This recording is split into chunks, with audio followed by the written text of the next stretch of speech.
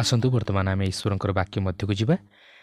ଆଜି ଆମେ ଯିଶାୟ ପୁସ୍ତକର 29 ପର୍ବଟିକୁ ଅଧ୍ୟୟନ କରିବା ନିମନ୍ତେ ଯିବା।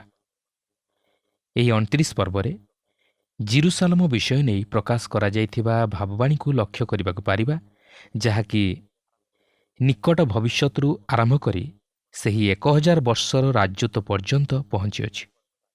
ଏହି ପର୍ବରେ ନିହିତ ଭାବବାଣୀ ଜିରୁସାଲମ ମଧ୍ୟରେ ସୀମାବଦ୍ଧ, ମାତ୍ର ସନ୍ହେରିବର ଆକ୍ରମଣଠାରୁ ଆରମ୍ଭ କରି ଏକ ସମୟ ମଧ୍ୟ ଦେଇ ଗତି କରିବ, ଯେଉଁ ସମୟରେ ଜିରୁସାଲମ ବିଜାତୀୟମାନଙ୍କ ଦ୍ୱାରା ଅଧିକୃତ ହେବ।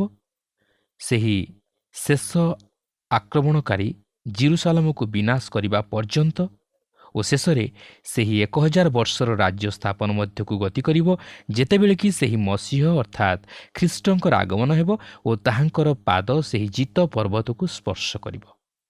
ଏହି ପର୍ବ ସହିତ ଆମ୍ଭମାନଙ୍କର ପ୍ରଭୁ ଯୀଶୁଖ୍ରୀଷ୍ଟ ଜିରୁସାଲମ ଉପରେ କରିଥିବା ଆଲୋଚନାକୁ ତୁଳନା କଲେ, ଯାହାକି ମାଥ୍ୟୁ 23 ପର୍ବର 37 ପଦରୁ ଆରମ୍ଭ କରି 24 ପର୍ବର 2 ପଦ ପର୍ଯ୍ୟନ୍ତ ଲେଖା ଅଛି ଓ ଲୁକ 13 ପର୍ବର 34 ଓ 35 ପଦରେ ଓ 21 ପର୍ବର 20ରୁ 24 ପଦ ମଧ୍ୟରେ ବର୍ଣ୍ଣିତ ହୋଇଅଛି।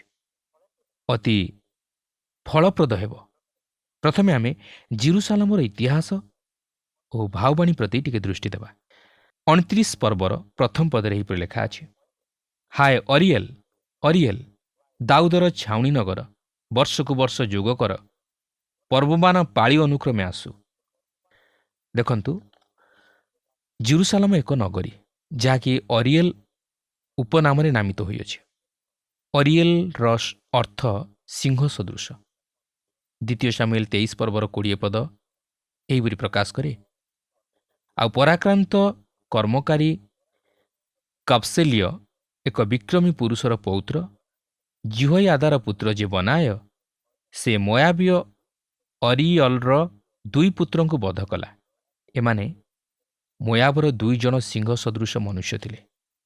ଏହି ଶବ୍ଦଟି ଆଉ ଏକ ଅର୍ଥ ମଧ୍ୟ ବହନ କରେ, ତାହା ହେଉଛି ଈଶ୍ୱରଙ୍କର ସିଂହ। ସେହିପରି ଜିହିଜିକଲ 43 ପର୍ବର 16 ପଦରେ ଏହି ଶବ୍ଦଟିକୁ ବେଦୀ ନାମରେ ଅନୁବାଦ କରାଯାଇଅଛି ଓ କେତେକ ପରିସ୍ଥିତିରେ ଏହି ନାମର ଅର୍ଥ ଈଶ୍ୱରଙ୍କର ବେଦୀ ମଧ୍ୟ ହୋଇପାରିବ। ଉଭୟ ନାମ ଜିରୁସାଲମ ନଗରୀ ନିମନ୍ତେ ଯଥାର୍ଥ ନାମ। ଏଠାରେ ଏହା ଆହୁରି ମଧ୍ୟ ଦାଉଦର ଛାଉଣି ନଗର ବୋଲି ପରିଚିତ ହୋଇଅଛି। ସିଂହ ସେହି ପରିବାରର ଚିହ୍ନ। ପ୍ରଭୁ ଯୀଶୁଖ୍ରୀଷ୍ଟ ମଧ୍ୟ ଜିହୁଦା ଗୋଷ୍ଠୀର ସିଂହ ବୋଲି କୁହାଯାଇଅଛନ୍ତି।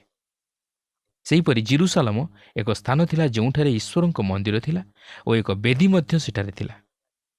ଏହା ଜିରୁସାଲମ ବିଷୟ ନେଇ ଏକ ଚମତ୍କାର ଭବିଷ୍ୟବାଣୀ। ଏହା ଯିଶାୟଙ୍କ ସମୟରେ ଆରମ୍ଭ ହୋଇଥିଲା ଓ ଆଜି ପର୍ଯ୍ୟନ୍ତ କ୍ରମଶଃ ଗତି କରୁଅଛି। ଆପଣ ଯଦି ଜିରୁସାଲମର ରାସ୍ତାରେ ପାଦ ପକାଇବେ, ତାହେଲେ ଏହି ଭାବବାଣୀ ସଫଳ ହେଉଥିବାର ଲକ୍ଷ୍ୟ କରିବାକୁ ପାରିବେ ଓ ଏହା ସଫଳ ହେବା ନିମନ୍ତେ ମଧ୍ୟ କ୍ରମଶଃ ଗତି କରିବ। 29 ପର୍ବର 2 ପଦରେ ଲେଖା ଅଛି, ତେବେ ଆମ୍ଭେ ଅରିଏଲ ପ୍ରତି ଦୁଃଖ ଘଟାଇବା, ତହୁଁ ଶୋକ ଓ ବିଳାପ ହେବ ଓ ତାହା ଆମ୍ଭ ପ୍ରତି ଅରିଏଲ ଦାହସ୍ଥାନ ତୁଲ୍ୟ ହେବ। ଏହା ହିଁ ହେଉଛି ଜିରୁସାଲମ ଉପରେ ଈଶ୍ୱରଙ୍କର ବିଚାର। 3 ପଦରୁ 5 ପଦ ମଧ୍ୟରେ ଲେଖା ଅଛି, ପୁଣି ଆମ୍ଭେ ଚତୁର୍ଦିଗରେ ତୁମ୍ଭ ବିରୁଦ୍ଧରେ ଛାଉଣି ସ୍ଥାପନ କରିବା ଓ ଗଡ଼ବନ୍ଦୀ କରି ତୁମ୍ଭକୁ ବେଷ୍ଟନ କରିବା ଓ ତୁମ୍ଭ ପ୍ରତିକୂଳରେ ଅବରୋଧକ ଉପାୟ ପ୍ରସ୍ତୁତ କରିବା। ତହିଁରେ ତୁମ୍ଭେ ଅବନତ ହେବ ଓ ଭୂମିରୁ କଥା କହିବ ଓ ଧୂଳିରୁ ତୁମ୍ଭର କଥା କ୍ଷୀଣ ସ୍ୱରଯୁକ୍ତ ହେବ। ଆଉ ଭୁତୁଡ଼ିଆର ନ୍ୟାୟ ତୁମ୍ଭର ରବ ଭୂମିରୁ ବାହାରିବ ଓ ଧୂଳିରୁ ତୁମ୍ଭ କଥାର ଫୁସ୍ଫୁସ୍ ଶବ୍ଦ ଉଠିବ। ମାତ୍ର ତୁମ୍ଭ ଶତ୍ରୁଗଣର ଲୋକାରଣ୍ୟ ସୂକ୍ଷ୍ମ ଧୂଳିର ନ୍ୟାୟ ହେବ ଓ ଭୟଙ୍କରମାନଙ୍କର ଲୋକାରଣ୍ୟ ଉଡ଼ିଯିବା ତୁଷ ପରି ହେବ। ଏକ ନିମିଷରେ ହଠାତ୍ ଏହା ଘଟିବ। ଏହି ଭାବବାଣୀ ନବୁକଦନେସ୍ଜର ଜିରୁସାଲମ ନଗରକୁ ଆସି ତାହା ବିନଷ୍ଟ କରିବା ପୂର୍ବରୁ ପ୍ରଦାନ କରାଯାଇଥିଲା, ଯାହାକି ବିଜାତୀୟମାନଙ୍କର ଆରମ୍ଭ ସମୟକୁ ଦର୍ଶାଏ। ପ୍ରଭୁ କହନ୍ତି ଯେ ଜିରୁସାଲମ ବିଜାତୀୟମାନଙ୍କ ଦ୍ୱାରା ଅଧିକୃତ ହେବ, ଯେପର୍ଯ୍ୟନ୍ତ ସେମାନେ ସେହି ନଗରରେ ପରିପୂର୍ଣ୍ଣ ହୋଇ ବାସ କରିନାହାନ୍ତି। ବିଜାତୀୟମାନେ ସେହି ନଗରର ରାସ୍ତାମାନଙ୍କରେ ଗମନାଗମନ କରିଅଛନ୍ତି ଓ ଆଜି ମଧ୍ୟ କରନ୍ତି। ଜିରୁସାଲମ ଅନ୍ୟାନ୍ୟ ନଗରମାନଙ୍କ ଅପେକ୍ଷା ବାରମ୍ବାର ଅଧିକ ରୂପେ ଅବରୋଧ ଓ ଅଧିକୃତ ହୋଇଅଛି। ପ୍ରାୟ 27 ଥର ଅଧିକୃତ ହୋଇଅଛି, ଯାହାକି ଇତିହାସ ସେହି ନଗର ବିରୁଦ୍ଧରେ ତହିଁର ତଥ୍ୟ ପ୍ରଦାନ କରେ। ପ୍ରାୟ ଯେତେ ଥର ଏହା ଶତ୍ରୁ ହସ୍ତରେ ପତିତ ହୋଇଅଛି, ଅଧିକାଂଶ ଥର ଏହା ବିନଷ୍ଟ ହୋଇଅଛି। ତେଣୁକରି ଲୋକମାନେ ଏପରି କହିବା ଠିକ୍ ନୁହେଁ, ଜିରୁସାଲାମକୁ ଯାଅ ଓ ଯେଉଁଠାରେ ଯୀଶୁ ଚାଲିଥିଲେ ସେଠାରେ ଚାଲ। କିନ୍ତୁ ପ୍ରକୃତରେ ଯୀଶୁ ଯେଉଁଠାରେ ଚାଲିଥିଲେ ଆପଣ ସେଠାରେ ଚାଲିବାକୁ ଯାଉନାହାନ୍ତି, କାରଣ ତାହାଙ୍କ ସମୟ ଅପେକ୍ଷା ବର୍ତ୍ତମାନର ଜିରୁସାଲାମ ଅନେକ ଉଚ୍ଚରେ।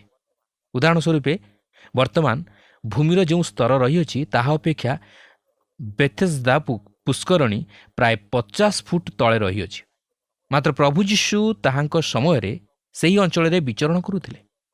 ଏହା ମଧ୍ୟ ଅତି ସ୍ପଷ୍ଟ ଯେ ଯେଉଁଠାରେ ଆଜି ସେହି ଓମାରର ମସଜିଦ୍ ଛିଡ଼ା ହୋଇଅଛି ସେଠାରୁ ପ୍ରାୟ 100 ଫୁଟରୁ ଅଧିକ ତଳେ ସଲୋମନଙ୍କ ମନ୍ଦିର ଥିଲା। ସହରଟି ଅନେକ ଥର ବିନଷ୍ଟ ହୋଇଅଛି ଓ ପ୍ରତ୍ୟେକ ଥର ଏହା ସେହି ଧ୍ୱଂସାବଶେଷ ଉପରେ ନିର୍ମିତ ହୋଇଅଛି। ତାହା ହିଁ ନିହ୍ମିଆ କରିଥିଲେ। ସେ ସେହି ଧ୍ୱଂସାବଶେଷ ଓ ଭଗ୍ନାବଶେଷରୁ କିଛି ନେଇ ଜିରୁସାଲାମର ପ୍ରାଚୀରକୁ ପୁନର୍ନିର୍ମାଣ କରିଥିଲେ।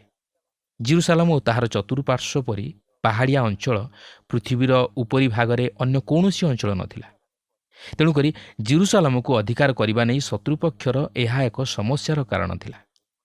29 ପର୍ବର 6-8 ପଦ ମଧ୍ୟରେ ଏହିପରି ଲେଖା ଅଛି, ସେନାଧିପତି ସଦାପ୍ରଭୁ ମେଘଗର୍ଜନ ଓ ଭୂମିକମ୍ପ ଓ ମହାଶବ୍ଦ, ଘୂର୍ଣ୍ଣିବାୟୁ ଓ ଝଡ଼ ଓ ଗ୍ରାସକାରୀ ଅଗ୍ନିଶିଖା ସହିତ ତାହାର ତତ୍ତ୍ୱ ନେବେ।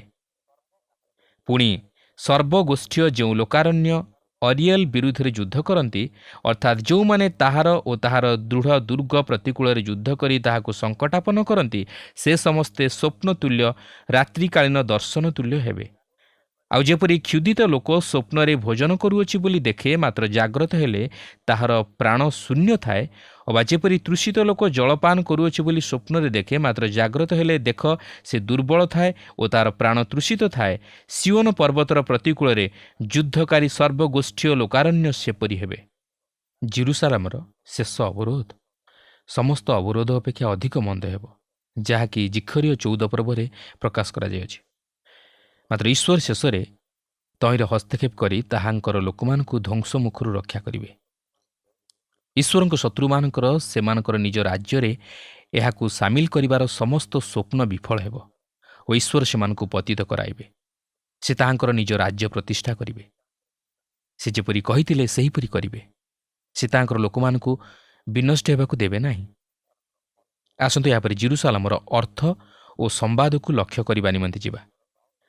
29 ପର୍ବର 9 ଓ 10 ପଦରେ ଲେଖା ଅଛି, ତୁମ୍ଭେମାନେ ସ୍ଥଗିତ ଓ ଚମତ୍କୃତ ହୁଅ, ଆମୋଦ କରି ଅନ୍ଧ ହୁଅ। ସେମାନେ ମତ୍ତ ଅଛନ୍ତି, ମାତ୍ର ଦ୍ରାକ୍ଷାରସରେ ନୁହେଁ। ସେମାନେ ଟଳଟଳ ହୁଅନ୍ତି, ମାତ୍ର ସୁରାପାନରେ ନୁହେଁ।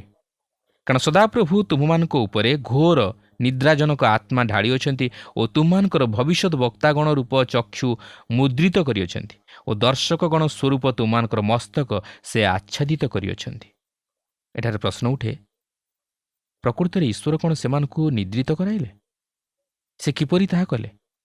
ସେ ଇସ୍ରାଏଲକୁ ଆଲୋକ ପ୍ରଦାନ କରି ଆସୁଥିଲେ ଓ ସେ ଯେତେବେଳେ ସେମାନଙ୍କୁ ଆଲୋକ ଦେଲେ, ସେମାନେ ତାହାକୁ ଅଗ୍ରାହ୍ୟ କରିବାକୁ ଲାଗିଲେ। ସେ ସେମାନଙ୍କୁ ଯେଉଁ ସତ୍ୟ ପ୍ରଦାନ କଲେ ତାହା ସେମାନେ ଗ୍ରହଣ କଲେ ନାହିଁ। ସେମାନେ ଏହାକୁ ଦେଖିପାରିଲେ ନାହିଁ, ଯାହାକି ସେମାନଙ୍କର ଅନ୍ଧତାକୁ ପ୍ରକାଶ କରେ।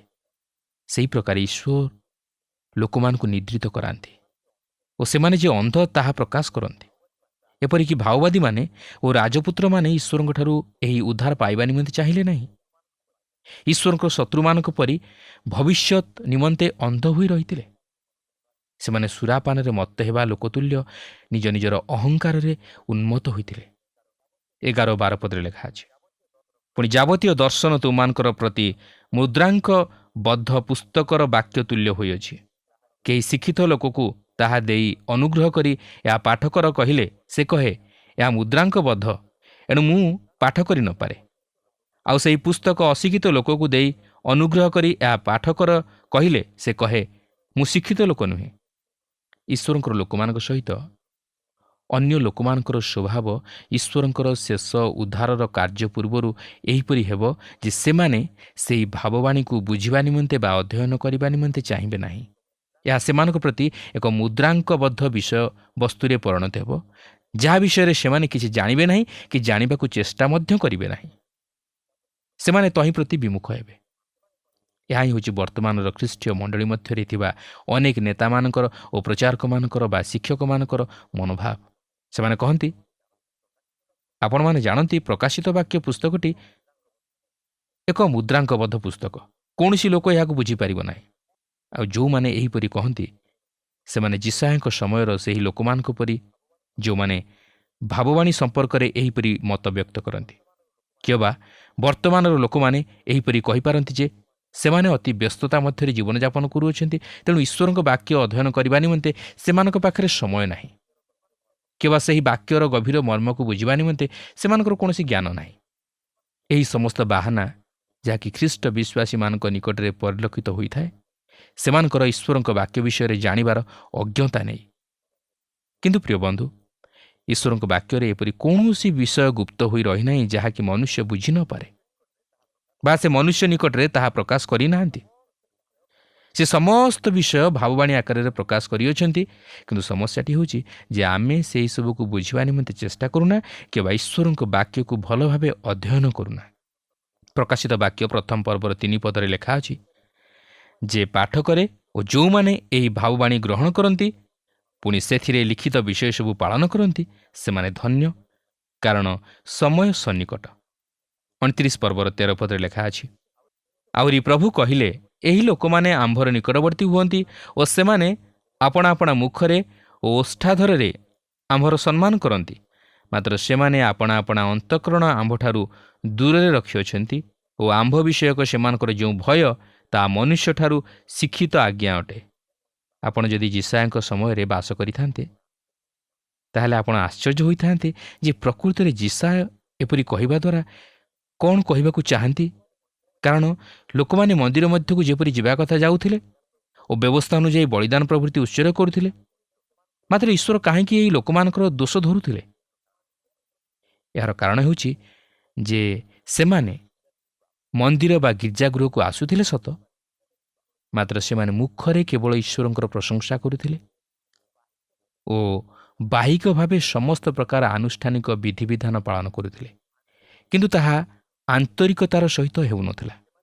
ସେମାନେ ତହିଁର ବାସ୍ତବ ମର୍ମକୁ ବୁଝୁନଥିଲେ। ସେମାନେ ଯାହା ମୁଖରେ କହୁଥିଲେ ତହିଁରେ ବିଶ୍ୱାସ କରୁନଥିଲେ। ସେମାନେ ଈଶ୍ୱରଙ୍କ ବାକ୍ୟକୁ ଗ୍ରହଣ କଲେ ନାହିଁ। ଈଶ୍ୱର କହନ୍ତି ଯେ ସେମାନଙ୍କର ହୃଦୟ ଈଶ୍ୱରଙ୍କ ଠାରୁ ଦୂରରେ ଥିଲା। ସେହି କାରଣରୁ ସେ ସେମାନଙ୍କର ବିଚାର କଲେ ଓ ସେହି କାରଣରୁ ସେ ଆଜି ଆମମାନଙ୍କର ମଧ୍ୟ ବିଚାର କରିବାକୁ ଯାଉଅଛନ୍ତି। ପ୍ରିୟ ବନ୍ଧୁ, ଆଜି ଅନେକ ନିଜର ଧର୍ମକୁ ବା ବାହିକ ଆନୁଷ୍ଠାନିକ ବିଧିବିଧାନକୁ ଜାବୁଡ଼ି ଧରନ୍ତି, ମାତ୍ର ସେମାନେ ଈଶ୍ୱରଙ୍କ ଠାରୁ ଦୂରବର୍ତ୍ତୀ ଜୀବନଯାପନ କରନ୍ତି। କିନ୍ତୁ ଈଶ୍ୱର ଆମମାନଙ୍କର ହୃଦୟକୁ ଚାହାନ୍ତି, ଯେଉଁ ହୃଦୟରେ କି ପ୍ରଭୁ ଯୀଶୁ ସ୍ଥାନ ପାଇଥାନ୍ତି, କାରଣ ସେ ହିଁ ଆମ୍ଭମାନଙ୍କ ନିମନ୍ତେ ଜ୍ଞାନ ଅର୍ଥାତ୍ ଧାର୍ମିକତା, ପବିତ୍ରତା ଓ ମୁକ୍ତି ସ୍ୱରୂପ ହୋଇଅଛନ୍ତି। ପ୍ରିୟ ବନ୍ଧୁ, ଆପଣ ବାହିକ ଧର୍ମକର୍ମକୁ ନେଇ ସେହି ଧାର୍ମିକତା, ପବିତ୍ରତା ଓ ମୁକ୍ତିର ଅଧିକାରୀ ହୋଇପାରିବେ ନାହିଁ, କିନ୍ତୁ ଖ୍ରୀଷ୍ଟଙ୍କୁ ଧରି ରଖିବା ଦ୍ୱାରା ତାହା ପ୍ରାପ୍ତ ହୋଇପାରିବେ। ତେଣୁ ଖ୍ରୀଷ୍ଟ ହେଉଛନ୍ତି ଗୁରୁତ୍ୱପୂର୍ଣ୍ଣ ବିଷୟ। ଖ୍ରୀଷ୍ଟଙ୍କୁ ଜାଣିବା ହେଉଛି ଗୁରୁତ୍ୱପୂର୍ଣ୍ଣ ବିଷୟ। 29 ପର୍ବର 15 ପଦରେ ଏପରି ଲେଖା ଅଛି, ଯେଉଁମାନେ ସଦାପ୍ରଭୁଙ୍କ ଠାରୁ ଆପଣା ଆପଣା ମନ୍ତ୍ରଣା ଗୁପ୍ତ କରିବାକୁ ଅତିଶୟ ଚେଷ୍ଟା କରନ୍ତି, ସେମାନେ ସନ୍ତାପର ପାତ୍ର। ଆଉ ସେମାନେ ଅନ୍ଧକାରରେ ଆପଣା ଆପଣା କର୍ମ କରି କହନ୍ତି, ଆମମାନଙ୍କୁ କିଏ ଦେଖୁଅଛି ଓ ଆମମାନଙ୍କୁ କିଏ ଚିହ୍ନୁଅଛି? ଏହା ହିଁ ହେଉଛି ଈଶ୍ୱରବିହୀନ ଜୀବନର ଚିନ୍ତାଧାରା। ବିଷୟଗୁଡ଼ିକ ଈଶ୍ୱରଙ୍କ ଲୋକମାନଙ୍କ ନିମନ୍ତେ ଅତି ଭୟଙ୍କର, ଯାହାକି ସେ ଏଠାରେ ଆଉ ଏକ ଦୁର୍ଗତିରେ ସାମିଲ କରିଦିଅନ୍ତି ବା ସନ୍ତାପରେ ସାମିଲ କରିଦିଅନ୍ତି। ଏହି ପର୍ବଟି ଦୁଇଟି ଦୁର୍ନୀତିର ବା ସନ୍ତାପର ବିଷୟକୁ ଧରି ରଖେ। ପ୍ରଥମତଃ ଲୋକମାନେ ଏପରି କାର୍ଯ୍ୟ କରନ୍ତି ସତେ ଯେପରି ଈଶ୍ୱର ଏହା ଦେଖନ୍ତି ନାହିଁ କି ଜାଣନ୍ତି ନାହିଁ, ଓ ଦ୍ୱିତୀୟତଃ ସେମାନେ ଏପରି ଅଭିନୟ କରନ୍ତି ସତେ ଯେପରି ସେମାନେ ସେଥିରୁ ଛାଡ଼ ପାଇଯାଇଛନ୍ତି। ଆସନ୍ତୁ ଏହାପରେ ଜେରୁସାଲେମର ଗୌରବ ଓ ମହିମା ପ୍ରତି ଟିକେ ଦୃଷ୍ଟି ଦେବା। 29 ପର୍ବର 17 ପଦରେ ଲେଖା ଅଛି, ଅତି ଅଳ୍ପ କାଳ ଉତ୍ତାରେ ଲିବାନୋନ କି ଫଳବାନ କ୍ଷେତ୍ରରେ ପରିଣତ ହେବ ନାହିଁ ଓ ଫଳବାନ କ୍ଷେତ୍ର କି ଅରଣ୍ୟ ବୋଲି ଗଣ୍ୟ ନୁହେବ। ବର୍ତ୍ତମାନ ଆମେ ଭବିଷ୍ୟତ ମଧ୍ୟକୁ ଲକ୍ଷ୍ୟ କରୁଅଛୁ। ସମୟ ଆସୁଅଛି ଯେତେବେଳେ କି ଜିରୁସାଲମରେ ଗୌରବ ଓ ମହିମା ପରିଲକ୍ଷିତ ହେବ। ଈଶ୍ୱର ସେହି ନଗରକୁ ପରିତ୍ୟାଗ କରିନାହାନ୍ତି। ଈଶ୍ୱର ସେମାନଙ୍କର ବିଚାର କରିଥିଲେ ଓ ସେ ପୁନର୍ବାର ସେମାନଙ୍କର ବିଚାର କରିବେ। ମାତ୍ର ପୁଣି ଥରେ ଜିରୁସାଲମ ପୁନର୍ନିର୍ମିତ ହେବ ଓ ଏହାପରେ ଏହା ଈଶ୍ୱରଙ୍କର ନଗରୀ ହେବ। ଈଶ୍ୱର ତାହାଙ୍କର ପ୍ରତିଜ୍ଞା ଅନୁଯାୟୀ ସମସ୍ତ ବିଷୟ ସାଧନ କରିବେ। ସେ ତାହାଙ୍କର ମନୋନୀତ ଜାତି ଇସ୍ରାଏଲକୁ ଉଦ୍ଧାର କରିବେ। 29 ପର୍ବର 18 ପଦରେ ଲେଖା ଅଛି, ପୁଣି ସେହି ଦିନରେ ବଧିର ପୁସ୍ତକର ବାକ୍ୟ ଶୁଣିବ, ପୁଣି ତିମିର ଓ ଅନ୍ଧକାର ମଧ୍ୟରୁ ଅନ୍ଧର ଚକ୍ଷୁ ଦେଖିବ। ବଧିରମାନେ ଶୁଣିବାକୁ ଯାଉଅଛନ୍ତି ଓ ଅନ୍ଧମାନେ ଦେଖିବାକୁ ଯାଉଅଛନ୍ତି। କେବଳ ସେତିକି ନୁହେଁ, 29 ପର୍ବର 19 ପଦରେ ଲେଖା ଅଛି, ମଧ୍ୟ ନମ୍ର ଲୋକମାନେ ସଦାପ୍ରଭୁଙ୍କଠାରେ ଆପଣା ଆପଣା ଆନନ୍ଦ ବଢ଼ାଇବେ ଓ ମନୁଷ୍ୟମାନଙ୍କ ମଧ୍ୟରେ ଦରିଦ୍ରମାନେ ଇସ୍ରାଏଲର ଧର୍ମସ୍ୱରୂପଙ୍କଠାରେ ଉଲ୍ଲାସ କରିବେ। ଏହି ସମସ୍ତ ବିଷୟ ସେହି 1000 ବର୍ଷର ରାଜତ୍ୱ ସମୟରେ ସାଧିତ ହେବ। ଏହା ବାସ୍ତବ ଆନନ୍ଦ ଓ ଉଲ୍ଲାସର ସମୟ ହେବ। ନମ୍ର ଲୋକମାନେ ଆନନ୍ଦ କରିବେ ଓ ଦରିଦ୍ରମାନେ ଉଲ୍ଲାସ କରିବେ। ସେମାନେ ଆଉ ଦୁଃଖ କିମ୍ବା ସମସ୍ୟାର ସମ୍ମୁଖୀନ ହେବେ ନାହିଁ। ବର୍ତ୍ତମାନ ଆପଣ ଦରିଦ୍ରମାନଙ୍କୁ ଯେଉଁ ପ୍ରକାର ଦେଖୁଅଛନ୍ତି ବା ନମ୍ର ଲୋକମାନେ ଯେଉଁ ପ୍ରକାର ସମସ୍ୟାର ସମ୍ମୁଖୀନ ହୁଅନ୍ତି, ସେତେବେଳେ ସେମାନେ ଆଉ ସେ ପ୍ରକାର ସମସ୍ୟାର ସମ୍ମୁଖୀନ ହେବେ ନାହିଁ। ସେମାନେ ବାସ୍ତବ ଭାବରେ ସମ୍ମାନର ଅଧିକାରୀ ହେବେ, ଆନନ୍ଦ ଓ ଉଲ୍ଲାସର ଅଧିକାରୀ ହେବେ। ଏହାପରେ 29 ପର୍ବର 22-24 ପଦ ମଧ୍ୟରେ ଏହିପରି ଲେଖା ଅଛି, ଏହେତୁ ଅବ୍ରାହମର ମୁକ୍ତିକର୍ତ୍ତା ସଦାପ୍ରଭୁ ଯାକୁବ ବଂଶ ବିଷୟରେ ଏହିପରି କହନ୍ତି, ଯାକୁବ ଏବେ ଲଜ୍ଜିତ ହେବ ନାହିଁ, କେବଳ ତାହାର ମୁଖ ମଳିନ ନୋହିବ। ମାତ୍ର ଯେତେବେଳେ ସେ ଆମ୍ଭର ହସ୍ତକୃତ କର୍ମ ସ୍ୱରୂପ ତାହାର ସନ୍ତାନଗଣକୁ ଆପଣା ମଧ୍ୟରେ ଦେଖିବ, ସେତେବେଳେ ସେମାନେ ଆମ୍ଭ ନାମକୁ ପବିତ୍ର କରି ମାନିବେ। ହଁ, ସେମାନେ ଯାକୁବର ଧର୍ମସ୍ୱରୂପଙ୍କୁ ପବିତ୍ର ବୋଲି ମାନିବେ ଓ ଇସ୍ରାଏଲର ପରମେଶ୍ୱରଙ୍କୁ ସମ୍ଭ୍ରମ କରିବେ। ଯେଉଁମାନେ ଭ୍ରାନ୍ତମନା, ସେମାନେ ମଧ୍ୟ ବୁଦ୍ଧି ପ୍ରାପ୍ତ ହେବେ ଓ ବଚସାକାରୀମାନେ ତତ୍ତ୍ୱ କଥା ଶିଖିବେ। ସେମାନେ ଈଶ୍ୱରଙ୍କ ନାମ ସହିତ କ'ଣ କରିବାକୁ ଯାଉଅଛନ୍ତି? ସେମାନେ ଏହାକୁ ପବିତ୍ର ବୋଲି ମାନିବାକୁ ଯାଉଅଛନ୍ତି। ସେମାନେ ଏହାକୁ ଏକ ସ୍ୱତନ୍ତ୍ର ଭାବେ ଓ ପୃଥକୀକୃତ ଭାବେ ଗୌରବ ଦେବାକୁ ଯାଉଅଛନ୍ତି। ଆଜି ଈଶ୍ୱରଙ୍କ ଲୋକମାନେ ସେମାନଙ୍କ ଜୀବନ ଦ୍ୱାରା ଈଶ୍ୱରଙ୍କ ନାମର ପବିତ୍ରତାକୁ ରକ୍ଷା କରିବା ଉଚିତ। ଏହା ଏକ ପବିତ୍ର ନାମ। ମାତ୍ର ଆମେ କ'ଣ ସେହିପରି ଭାବରେ ମାନ୍ୟ କରୁଛୁ କି? ଆମମାନେ ଈଶ୍ୱରଙ୍କ ନାମକୁ କ'ଣ ଠିକ୍ ଭାବରେ ଯଥାର୍ଥ ଭାବରେ ଉଚ୍ଚାରଣ କରୁଅଛୁ କି? ନା ଆମେ ଈଶ୍ୱରଙ୍କ ନାମକୁ ବ୍ୟର୍ଥ କରୁଅଛୁ, ଈଶ୍ୱରଙ୍କ ନାମର ଅବମାନନା କରୁଅଛୁ, ଈଶ୍ୱରଙ୍କର ନାମ ନେଇ ଈଶ୍ୱରଙ୍କର ଅଗୌରବ କରୁଅଛୁ, ଈଶ୍ୱରଙ୍କର ନାମ ନେଇ ମନ୍ଦ କଥା କହୁଅଛୁ, ମନ୍ଦ ବିଷୟ ସାଧନ କରୁଅଛୁ, ମନ୍ଦ କାର୍ଯ୍ୟ କରିବା ପାଇଁ ଯାଉଅଛୁ। ପ୍ରିୟ ବନ୍ଧୁ, ଈଶ୍ୱର ହେଉଛନ୍ତି ପବିତ୍ର ଓ ସେ ଚାହାନ୍ତି ଆମେ ଯେପରି ପବିତ୍ର ହେଉ ଓ ପବିତ୍ରତାର ସୌନ୍ଦର୍ଯ୍ୟରେ ତାହାଙ୍କର ଭଜନା କରୁ।